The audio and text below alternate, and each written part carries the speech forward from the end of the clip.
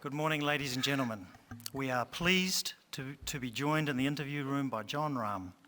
Jon, welcome to your sixth Masters. Jon ended the 2021 season #1 in the world golf rankings, just the second man from Spain to achieve that distinction. Congratulations. Thank you. He returns to Augusta National as a major champion, being the first man from Spain to win the US Open last June. Jon has carded 4 straight top 10 finishes at the Masters, consistently featuring on the leaderboard. Jon, how are you feeling about your preparations coming into this week? Well, thanks for all that, by the way. Feeling good. Very different feel to what I had last year, arriving late Tuesday night and, just kind of playing 9 and already teeing off on Thursday. But looking forward to it. It was nice to have the week off last week, get the practice in at home, and then this week to see how the course is doing and seeing the changes, right? We're always eager to see what little tweaks the members have done to the golf course, and, it looks fantastic as usual, so I'm excited to get it going. Great. Hand it over to some questions. Daniel. You mentioned 4 straight top 10s here, but you haven't exactly been in contention down the back 9 on Sunday. Do you feel like you've figured out this golf course, or are you still learning things about it each time you come? I think we all learn things about it. And like I said, they make little changes, right? 11's a different hole, 15's a longer hole. They've done a couple changes to the back of the 3rd green, right? So there's always adjustments that need to be made. And yeah, that's that of the top 10s. Last year I was nowhere near the lead. Shot a great round on Sunday and finished 5th, right? So I do understand that, but I've played good. I've played good golf in this golf course, and I think it was the year Patrick won on 2018. I did have a chance. On 15, I think I was only 2 back. Just didn't finish the way I wanted to finish, right? So I've been there, I've done it, and I know I can play good here. So hopefully, like you just said, I get to the back 9 on Sunday a little bit closer, not needing a crazy back 9 to get the win. Kyle. Hey, Jon. How has a year of parenting kind of, changed your life, and will the family be joining you this week? Oh, they travel with me pretty much everywhere. Because we decided we're not going to homeschool our kids, so once Kepa's old enough to go to school, I won't see him. So for now, as much as I can have them travel with me, they will be coming. Life changes a little bit. You're responsible for somebody's life. And I think that, for somebody in my situation, for a sport as selfish as golf, it's great to have somebody as supportive as Kelly. She takes on a lot of the duties with Kepa, so I can go practice, but I still have to do my bit, obviously. It just changes life afterwards, right? What I thought was important, not important anymore. I have no feeling of going out after I finish practicing, dinner outside, or restaurant dinners, or going out in any sense of the way. I want to stay home and go to sleep, because that baby can wake up at any point at night. But in the other hand, it's given me a lot more than I've given him. The sense of presence and love I feel when I'm with him is so unique, right? And it's easy to switch from golf to off golf, right? When I get home, I'm dad. That's all he cares about, and that's all he should care about, and that's all we do, right? And he helps me in a lot of ways get away from the game as well. It's really cool. It's really cool to see him develop, to see him grow. He just turned a year old on Sunday, and it's been fun. I can't wait to see what comes in the near future. Would you say that he's a good luck charm here in Augusta? Hopefully, yeah, I hope so. He was a good luck charm at the U.S. Open. He wasn't there at the Open, so I'm hoping this one he is as well. Doug. I had 2 things for you. Was there any part of you that was either irritated or frustrated to lose the #1 ranking that you'd had for so long? Not really. I was asked pretty much every week, if so and so and so wins, you lose it. As I was when I was on the other way, if you win this week, you get to #1, right? And not really. When somebody wins 3 out of 5 events, it's pretty deserving. Can't take anything away from Scotty. I'm happy for him, and this is the beauty of the game we live in nowadays. Anybody can be number one at any point, and I was able to be for quite a bit, and hoping I can get it back. And secondly, does this major elicit different emotions before, during, and after you play compared with the other three? It's a little different because it's the first one of the year, right? We haven't had any majors since the Open in July, so it's the longest wait till we have a major. And I think that in that sense is different. In my case, being the only Spanish player who's been a major champion but not a Masters champion, I don't know, it's a little different, right? So hopefully I can be the fourth on that list. It's a lot of good Spanish history here that I would love to add on to. And obviously, I mean, it is the Masters. It is an iconic golf course, and being the only major that plays the same venue every year makes it very, very special, but nothing different from other majors once we're here, right? I mean, preparations could be different because for the most part we know the golf course, right? So when we're at home, you can kind of simulate situations and certain shots a little bit easier than all the other three when you go to new courses every year. Jeff. John, on that topic, as you've now played here a few times and you do that shot simulating, what would you say you've gotten more comfortable with, and what do you work on maybe that you're less comfortable with in preparation for getting here? Yeah, I'm mainly a fader of the golf ball, so there's a couple tee shots here that demand a draw, right? So a little bit of work on that, just making sure I'm getting a little bit more comfortable for the tee shots on 10, 13, 14, 17, where you need to hit a draw. It's something I'll do a little bit more on. There's a lot of others that preferably you might want to hit a draw, but you can still fit a fade. And, if I get a little bit doubtful, I'm always going to go to my default shot, right? I'm comfortable with it. But it's a little bit of that, right? You got to get going a little bit right to left in some of the tee shots because there's no other option. What about 11, the new tee? What's your shape on that? So it used to be a perfect fader tee. I mean, I was in love with that tee shot. It was great for me. And with the little change now, I feel like if you're a drawer of the golf ball, you can take advantage of the slope of the fairway and maybe get it a little bit further down. Because if you hit it good and you leave it out to the right, you might still be far enough down there to go for the green and not be too bothered by the trees. If you come out of a fade, you're going to be way back. So, with the right wind, I'll try to hit a draw. I mean, especially if you overturn it, they banked it a little bit towards the fairway, right?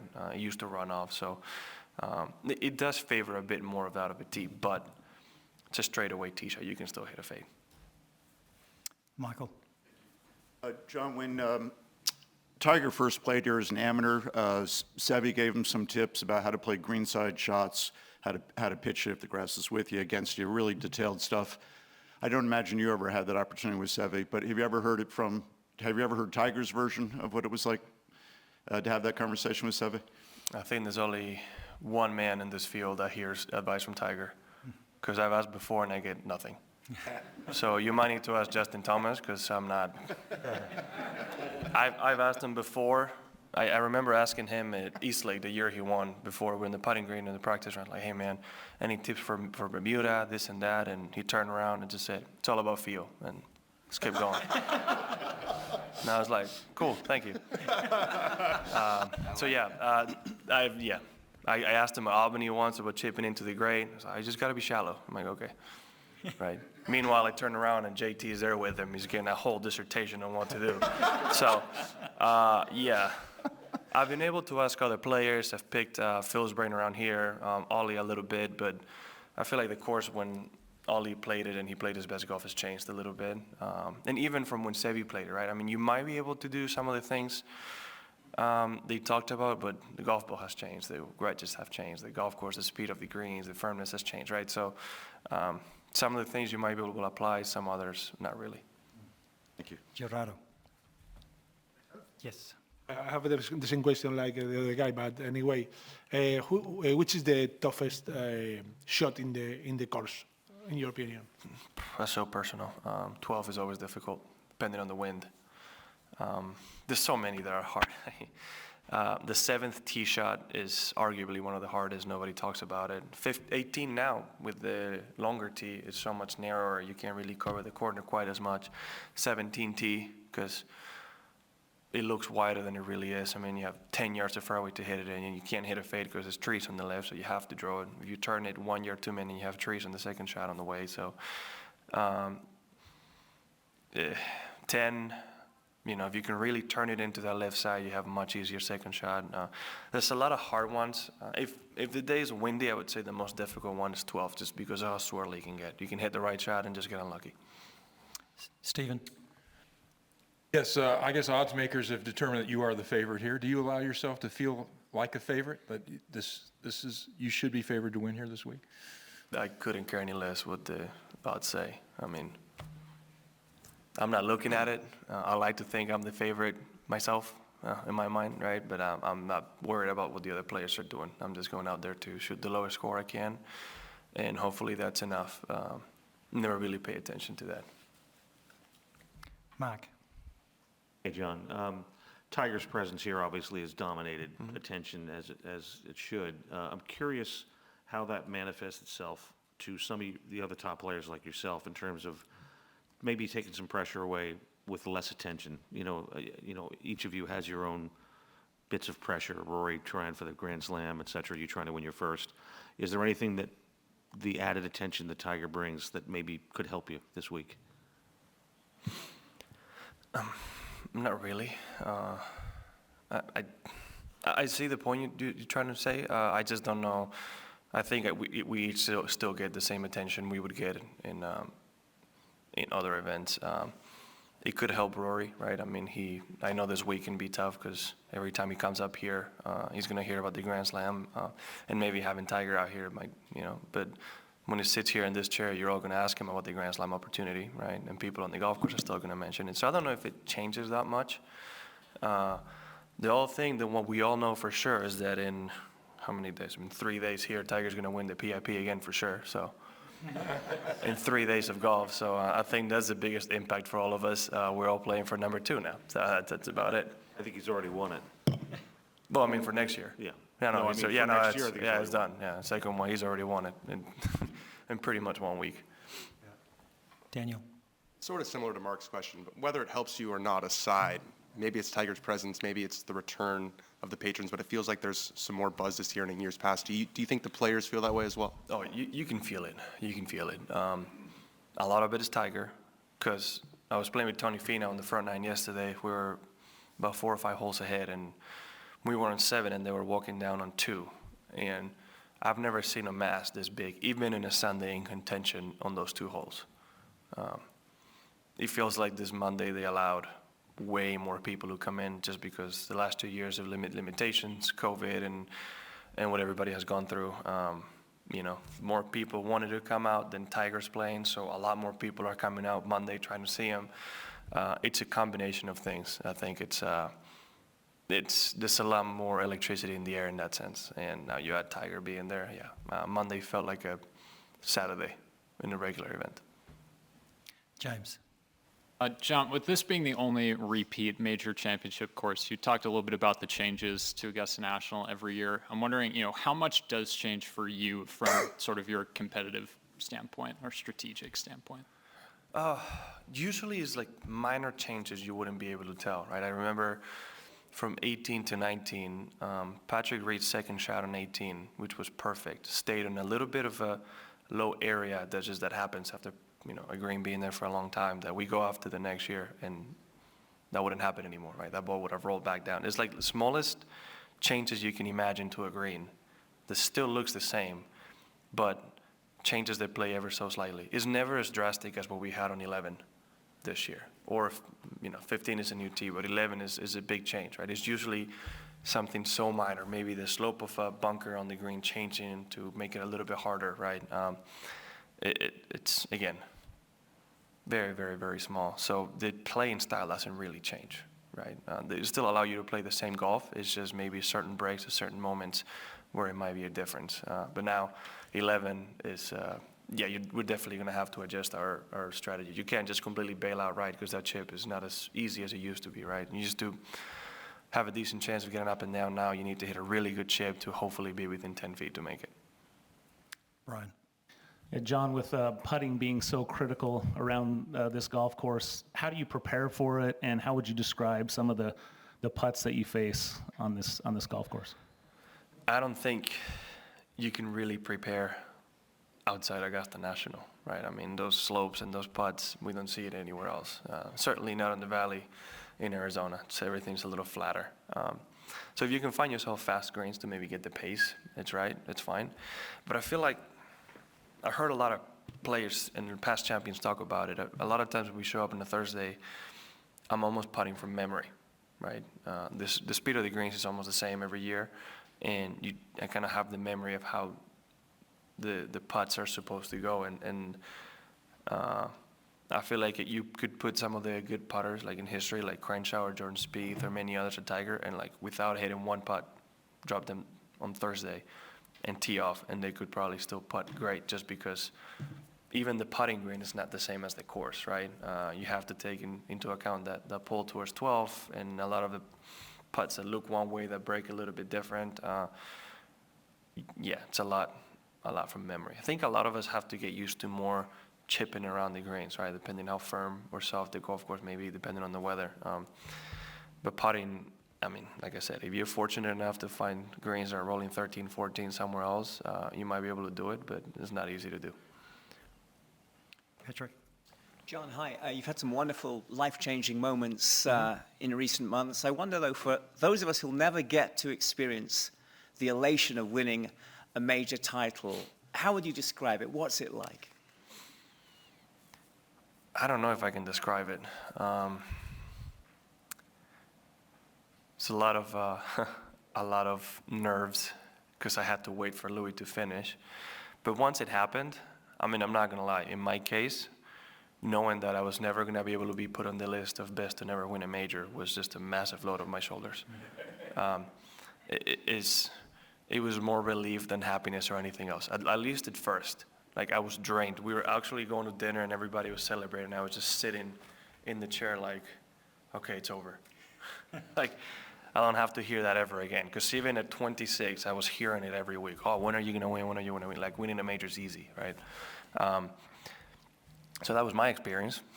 I don't know if that was exactly what you were expecting, but kind of breaking through that barrier and getting it done, obviously a lot of pride, right? And to be the first Spanish player to win the U.S. Open was something very unique. Ignacio? Yes. Hi, John. Here. No, sorry. If I try to divide professional golfers into groups, the ones that I think they play for the money and the ones I think play for the glory, I definitely put you on the smallest group of the players that play for the glory. Do you agree with that? Yeah. Yeah. I mean, I didn't start playing golf because of money. And I've never been thinking on a golf shot, oh, if I don't make this, it's going to cost me X amount of money. Obviously, we're very lucky, very grateful to do what we do for what we do, right? We play a sport and what we love for a lot of money. And if you do it well, you can make more than you'd ever need. So that sense is also a bonus, obviously. But yeah, I've always been more interested in history and legacy, right? Trying to put your name in the history of the game and knowing that it's going to be there forever. Jim? You kind of just answered the question, but I was going to say, you talked about being relieved. With relief sometimes comes satisfaction. Did this make you hungrier, or are you now satisfied? Oh, you definitely want to repeat it. 100%, yeah. It's the beginning, right? They always say the first is the hardest. Is the beginning of what we want to accomplish, right? I've heard stories. I actually read Tiger's book about his first Masters, and one of the things that resonated with me, which I really felt like him, was when he won in '97 and everybody was at the house celebrating. I forgot who it was. Somebody asked his mom, "Hey, where's Tiger?" And Tiger had fallen asleep holding onto the green jacket in the bed while everybody was celebrating, right? I can totally resonate because I was at Ken Sushi in San Diego while everybody around me was partying, and I'm just sitting on the chair like, take me to bed now, please. Like, I know I'm supposed to be here and enjoy this, but I'm not. I'm ready to go to bed. So it's the satisfaction that you get from getting something like that done, especially in the U.S. Open being my breakout win. You definitely want to repeat it, right? It's so unique, and you kind of want to add it to add that to your repertoire. Right, we're going to finish with a couple of questions in Spanish. One, over you. John, tremenda trayectoria en los grandes y bueno, y espectacular desempeño aquí, ¿no? Resultados en Augusta. Y los momentos que destacan para ti de tus torneos en Augusta y cómo vas a aplicar esto esta semana aquí, ¿no? O que destaquen míos personales. Hombre, la vuelta el domingo del año pasado, ese -6 fue muy buen -6 en el viento con los greens duros. Y luego hay momentos, ¿no? Siempre me voy a acordar del segundo golpe en el 15 de 2018, ese hierro 6, que si vuela un metro más estoy mirando a un eagle clarísimo con opciones de ganar, ¿no? Y acabo en el agua, hice bogey. Y es lo que me costó el quedar un poco mejor, ¿no? Hay momentos de lo poco que he podido jugar aquí en Augusta. Esos dos son los más claros, ¿no? He tenido muy buenas vueltas. Ese mismo año, por ejemplo, que empecé con un +1 y una vuelta de -7 el sábado me puso ahí arriba. Momentillos, golpes, siempre, ¿no? Pero no, nada sin especial de cada año que te pueda decir. Siempre que he jugado bien y con opciones de ganar o de estar ahí arriba, así que lo que he dicho un poco antes en inglés, a ver si llego al domingo con mejores opciones de ganar y sobre todo los 9 segundos, ¿no? Estar cerca del liderato para poder ganar. Bien, y bueno, todo el mundo está hablando de Tiger esta semana, por supuesto. Normal. Es normal. Y por eso quería preguntarte un poco tu impresión de lo que está pasando con Tiger, de que vuelva tan pronto, si lo esperabas o no. Y un poco lo que conecta, que es, quizás no en las entrevistas, pero en el campo quita presión, ¿no? Todo el mundo se va con él y va a ser un poco un alivio, quizá, jugar más tranquilo. Entre ¿no? comillas, a cada uno tiene la presión que se pone uno mismo, ¿no? No es que me quite nada. Sí que va a haber más presencia de Tiger y sobre todo si juegas con él o alrededor de él. Pero, hombre, al final contentos, ¿no? A mí se me llegas a decir el año pasado cuando pasó el accidente de que si Tiger iba a volver a jugar con los problemas que ha tenido y con lo que se hizo en la pierna, yo no me lo hubiese creído. Le hubiese dicho que para qué, que sea padre y ya que ya has hecho suficiente, ¿no?